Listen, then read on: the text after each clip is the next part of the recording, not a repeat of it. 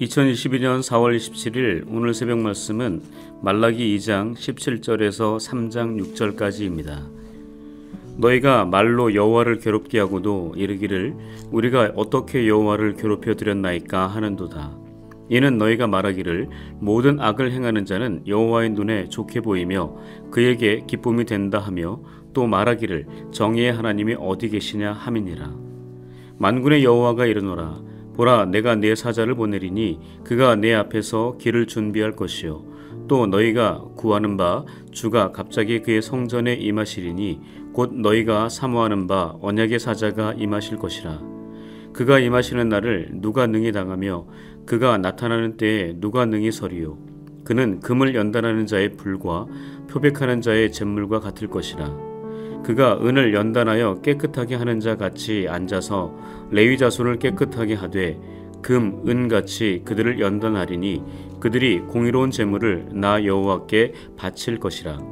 그때 유다와 예루살렘의 봉헌물이 옛날과 고대와 같이 나 여호와께 기쁨이 되려니와 내가 심판하러 너희에게 임할 것이라. 점치는 자에게와 간음하는 자에게와 거짓 맹세하는 자에게와 품꾼의 싹에 대하여 억울하게 하며 과부와 고아를 압제하며 나그네를 억울하게 하며 나를 경외하지 아니하는 자들에게 속히 증언하리라. 만군의 여호와가 말하였느니라. 나 여호와는 변하지 아니하나니 그러므로 야곱의 자손들아 너희가 소멸되지 아니하느니라. 오늘 본문 말라기 2장 17절에서 3장 6절의 말씀으로 연단을 통해 정의를 세우시는 하나님이라는 제목의 말씀을 전하겠습니다. 오늘 본문은 하나님께서 말라기 선지자의 입술을 통해 하나님을 제대로 알지 못하고 오해하고 있는 이스라엘 백성들의 생각과 판단을 교정시켜주는 말씀입니다. 본문 17절에 보시면 이스라엘 백성들은 여호와 하나님을 괴롭게 하고도 우리가 어떻게 여호와를 괴롭혀 드렸나이까 라고 반문합니다. 우리는 하나님을 괴롭게 만든 적이 없기에 하나님 앞에서 오히려 당당하다는 것입니다. 이어서 그들은 모든 악을 행하는 자는 여호와의 눈에 좋게 보이며 그에게 기쁨이 된다는 어긋난 시각, 잘못된 지식을 가지고 도대체 정의의 하나님은 어디 계시냐, 공의로운 하나님이 존재는 하는 것이냐 라고 되려 소리칩니다. 이것은 하나님의 존재를 부정하는 질문입니다. 이스라엘 백성들은 이스라엘의 하나님이 정의롭고 공의로우신 분이 아니시기 때문에 우리가 악을 행하는 것을 좋게 여기며 그로 인해 기쁨을 만끽한다는 말도 안 되는 오해를 하고 있는 것입니다. 이것은 중심에서 벗어나도 한참 벗어난 해석과 판단입니다. 다윗은 시편에서 악인은 교만하여 그의 모든 사상에 하나님이 없다고 선언합니다. 그런 악인에 대해 하나님께서는 이를 감찰하지 아니하시고 그냥 그 악함에 내버려 두신다고 말합니다. 또한 다윗은 14편에서도 어리석은 자는 그의 마음에 하나님이 없다고 말합니다. 즉 악하고 교만하고 어리석은 자들은 이 세상에 하나님이 없다는 자기 중심적인 오류에 빠져 있기 때문에 하나님께서 싫어하시는 죄악된 행동을 서슴지 않습니다. 그렇다면 악하고 교만하여 하나님이 없다고 말하는 어리석은 자들처럼 택함받은 이스라엘 백성들이 왜 이렇게 말하고 행동할까요? 아마도 그 이유는 하나님에 대해 잘못 배워 알고 있는 선지식이 있기 때문이라 생각됩니다. 또한 자신의 죄악된 행동을 합리화시키고 정당성을 주장하려는 악의적인 마음도 있기 때문이라 생각됩니다. 그리고 현실에서 겪는 실존적 고통과 아픔이 너무 커서 하나님에 대한 반발심, 저항과 반항적인 모습이 아닌가 생각됩니다. 어쩌면 나의 어려움을 아시면서도 없으신 듯 아무런 움직임도 없는 하나님께 서운한 인간적인 감정 때문에 그럴 수도 있습니다. 아니면 하나님께 관심받고 싶어서 그럴 수도 있습니다. 이처럼 하나님 앞에서 우리의 잘못된 행동에 대한 이유와 원인은 여러 가지가 있을 수 있습니다. 그러나 중요한 것은 우리가 반드시 지켜야 할 선악과와 같은 그 선은 절대 넘지 말아야 한다는 것입니다. 그렇다면 우리가 지켜야 할 선을 넘지 않기 위해서는 어떻게 해야 할까요? 우선 우리는 우리가 섬기는 하나님이 어떤 분이신지 잘 알아야 합니다. 잘못 입력되어 있어 말하고 행동할 때마다 부정적 오류가 발생하는 하나님에 대한 선지식을 지우고 하나님의 감동으로 쓰여진 성경으로 다시 재입력을 해야 합니다. 그래서 다시 새로운 시각, 변화된 관점으로 성경을 읽어내야 합니다. 우리가 하나님을 알 수 있는 방법은 여러 가지가 있지만 가장 많이 알 수 있는 것은 성경입니다. 성경의 본문을 읽으면서 그 안에 역사하시는 하나님을 만날 수 있습니다. 성경에 기록된 이야기를 통해 하나님께서 어떻게 말씀하시고 역사하셨는지, 그로 인해 하나님은 어떤 분이신지 하나씩 하나씩 알아가는 것입니다. 그렇다면 오늘 본문에서는 하나님이 어떤 하나님으로 나타나시는지 살펴보겠습니다. 첫 번째, 하나님은 정의로우신 분이십니다. 하나님에게는 불의가 전혀 없는 완전하신 분이십니다. 그분은 정의로우시며 공의로우십니다. 그런 하나님이시기에 죄에 대해서는 매우 철저하십니다. 그래서 우리의 죄에 대해서 결코 그냥 눈 감아 주시는 분이 아니십니다. 우리가 지은 죄에 대한 대가는 반드시 지불하게 하십니다. 그 이유는 우리를 싫어해서가 아니라 당신의 공의와 정의를 바르게 세워가시기 위함입니다. 또한 우리를 그런 자녀로, 정의롭고 공의로운 자녀로 양육하시기 위함입니다. 하나님은 정의로우신 분이십니다. 두 번째, 하나님은 연단하시는 하나님이십니다. 본문 3장 2절에서 3절이지요. 하나님은 우리를 연단하시는 분입니다. 본문 2절에 보시는 바와 같이 그는 금을 연단하는 자의 불과 표백하는 자의 잿물과 같을 것이라고 말라기 선지자는 선언하고 있습니다. 하나님께서는 불순물이 많이 들어있는 원석과 같은 우리를 순금, 정금으로 만드시기 위해 매우 강하고 뜨거운 불로 우리를 연단시키십니다. 또한 더러운 때로 오염된 우리를 깨끗하게 만드시기 위해 잿물로 우리를 표백하십니다. 하나님은 우리를 당신의 사람으로 만드시기 위해 강한 훈련으로 연단하시는 분이십니다. 세 번째, 하나님은 심판하시는 하나님이십니다. 본문 5절에서 심판의 기준을 말씀하십니다. 점치는 자, 간음하는 자, 거짓 맹세하는 자, 품꾼의 싹을 억울하게 하는 자, 과부와 고아를 압제하는 자, 나그네를 억울하게 하는 자, 하나님을 경외하지 않는 자들이라고 기록되어 있습니다. 이런 부분들에 대한 부연 설명은 드리지 않아도 어떤 이야기인지 아실 것입니다. 우리의 삶의 현장에서 혹시 지금 말씀드린 7가지 심판에 해당되는 행위들이 있다면 빨리 정리해야 합니다. 왜냐하면 하나님은 그 죄악에 대해 눈 감아 주시지 않고 반드시 심판하시기 때문입니다. 하나님은 우리를 심판하시는 분이십니다. 네 번째, 하나님은 변하지 않으시는 하나님이십니다. 본문 6절에 보시는 바와 같이 하나님은 변하지 않는 분으로서 이스라엘 백성들을 끝까지 붙드시고 함께 하셔서 절대 소멸하도록 멸망하도록 두시지 않는 신실하신 분이십니다. 세상이나 인간은 아침 저녁으로 변합니다. 이 세상에서 변하지 않는 것은 단 하나도 없습니다. 오롯이 변하지 않는 것은 하나님과 그분의 말씀입니다. 그리고 하신 말씀을 반드시 그분은 이루시는 분이십니다.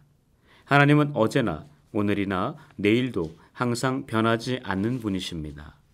지금까지 우리가 살펴본 바와 같이 하나님은 이런 분이십니다.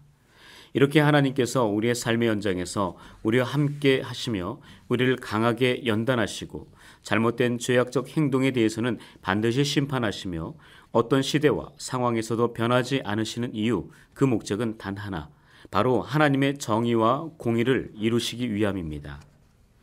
욥기에 등장하는 욥은 고난과 고통의 대명사입니다. 그가 하나님께서 허락하신 고통과 고난을 겪는 그 현장 한 정점에서 이렇게 고백합니다. 그러나 내가 가는 길을 그가 아시나니 그가 나를 단련하신 후에는 내가 순금같이 되어 나오리라. 우리가 너무나 잘 알고 암송하며 즐기던 말씀입니다. 그의 이 고백은 보통 사람 함부로 고백할 수 없는 높은 신앙의 경지에 이른 자만이 고백할 수 있는 이야기입니다. 그러나 우리는 이 구절 앞뒤의 말씀에 주목할 필요가 있습니다. 그 앞구절 욥기 23장 8절과 9절입니다. 그런데 내가 앞으로 가도 그가 아니 계시고 뒤로 가도 보이지 아니하며 그가 왼쪽에서 일하시나 내가 만날 수 없고 그가 오른쪽으로 돌이키시나 배울 수 없구나. 그리고 23장 11절과 12절은 내 발이 그의 걸음을 바로 따랐으며 내가 그의 길을 지켜 치우치지 아니하였고 내가 그의 입술의 명령을 어기지 아니하고 정한 음식보다 그의 입에 말씀을 귀히 여겼도다. 즉 욥은 모든 문제가 해결되고 매우 평안하고 안락한 상태에서 이 고백을 한 것이 아님을 알 수 있습니다. 그는 고난과 위기의 순간에 다른 우상이 아닌, 다른 세상의 방법이 아닌 하나님을 찾으려고 앞으로도 가고 뒤로 가보기도 하고 왼쪽으로 가보고 오른쪽으로 가보기도 했으나, 즉 전후좌우 사방에서 하나님을 찾기 위해 무던히 노력했지만 그 하나님을 만날 수 없었다는 것을 알 수 있습니다. 자신이 겪고 있는 참지 못할 고통과 고난을 해결하기 위해 죽을 힘을 다해 하나님을 찾고 또 찾고 부르짖었지만 그 하나님은 만날 수가 없었다는 것입니다. 그럼에도 불구하고 그는 오직 그의 걸음을 따라갔고 그의 길을 치우침 없이 똑바로 걸었고 그의 입술에서 나오는 명령을 어기지 않고 순종했으며 그의 말씀을 세상 어떤 것보다 가장 귀하게 여겼다고 고백하고 있습니다. 그래서 욥은 나의 모든 것을 아시는 하나님께서 나를 연단하시고 단련시키시는 이유와 목적, 바로 그것은 불순물이 하나도 없는 순금, 정금을 만들기 위함임을 깨닫고 그렇게 선포하고 있는 것입니다. 지금 삶의 현장에서 어떤 하나님을 경험하고 계십니까? 그 모습이 어떤 모습이든 하나님은 우리를 절대 버리거나 포기하지 않으십니다.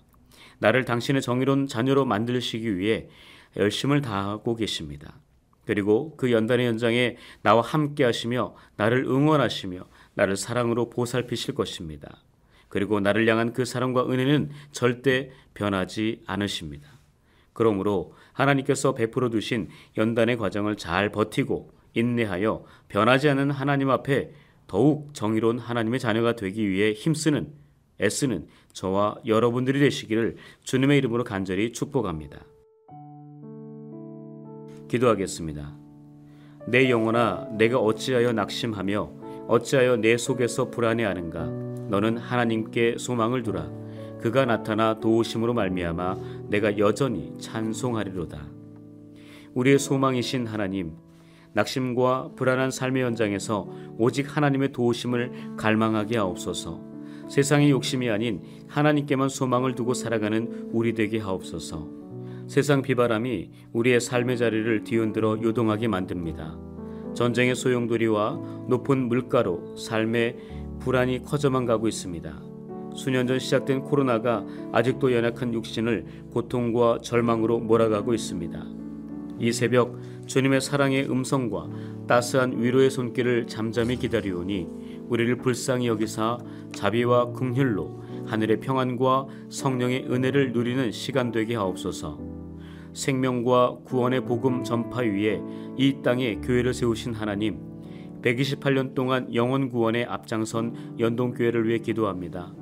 연동재단에서 선포되는 하나님의 말씀이 나병 환자와 중풍병자를 말씀으로 고치신 능력 있는 주님의 말씀이 되게 하시고 이 성전을 드나드는 모든 이들의 몸과 마음, 영혼의 아픔과 고통이 치유되고 회복되는 은혜의 말씀 되게 하옵소서. 더욱 주님께 가까이 다가서는 믿음의 사람들 되게 하시고 자신의 뜻이 아닌 주님의 뜻을 이루어드리는 성숙한 그리스도인 되게 하옵소서. 많은 목회자 가운데 특별히 택하여 부르신 김주영 위임 목사님께 말씀의 권위와 성령의 민감함과 담대함, 능력을 충만하게 채워주셔서 연동의 성도들과 사랑 넘치는 하나님의 나라 세워가게 하옵소서. 코로나 바이러스로 강제적으로 제한되었던 삶의 자리가 이제는 코로나 이전의 자유로웠던 모습으로 회복되기를 원합니다. 특히 사업장과 직장의 어려움으로 고통받던 이들이 속히 회복되게 하시고 육신의 아픔으로 눈물 짓던 이들이 완쾌되게 하옵소서. 무엇보다 예배의 자리가 회복되기 원합니다. 온라인 예배로 인해 약화되었던 믿음이 온전해지도록 코로나 이전보다 2배, 3배의 노력을 기울이며 교회를 찾게 하옵소서. 사랑하는 주님, 갑작스런 사고와 원치 않는 질병으로 가슴을 치며 울부짖는 우리의 성도들과 가족들이 있습니다. 부활의 주님께서 고통의 자리로 찾아가셔서 안수하시고 위로하사 모든 질병에서 소생케 하옵소서. 예상치 못한 자연재해 그리고 인재로 인한 사건과 사고로 괴로워하는 마음을 위로하여 주시고 명분 없는 전쟁, 자국 이익 위한 전쟁으로 소중한 가족들과 삶의 터전을 잃어버린 우크라이나 백성들을 불쌍히 여기사 평화의 아침이 속히 밝아오게 하옵소서. 이 모든 간구 우리의 영원한 소망이신 예수님 이름으로 기도합니다. 아멘.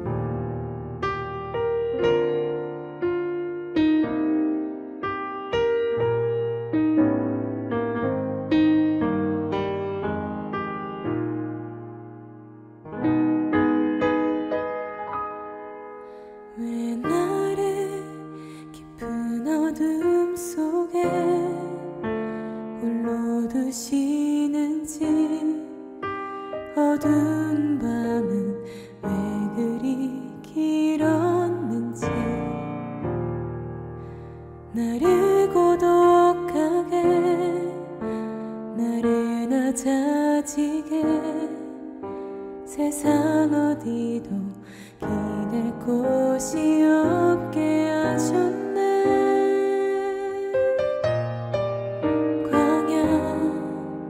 광야에 서 있네.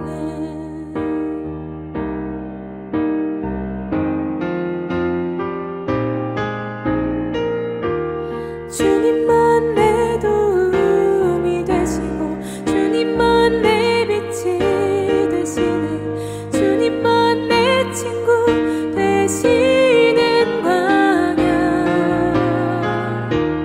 주님 손 놓고는 단 하루도 살 수 없는 곳,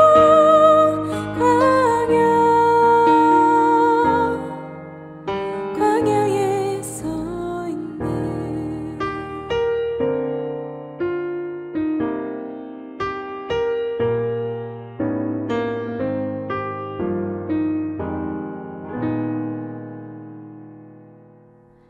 왜 나를 깊은 어둠 속에 홀로 두시는지, 어두운 밤은 왜 그리 길었는지,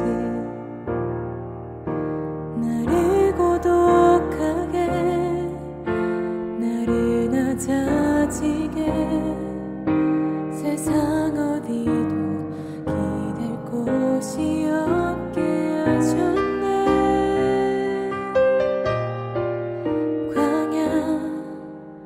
광야에 서 있네.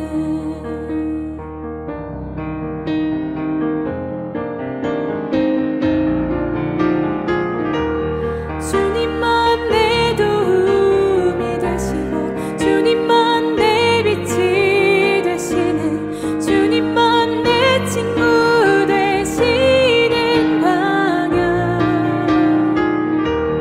주님 손 놓고는 단 하루도 살 수 없는 곳, 광야.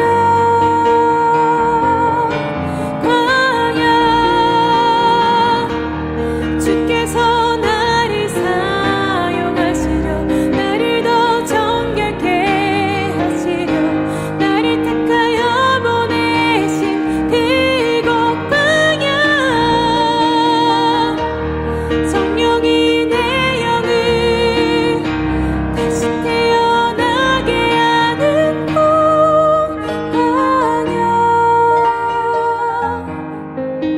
광야에 서 있네.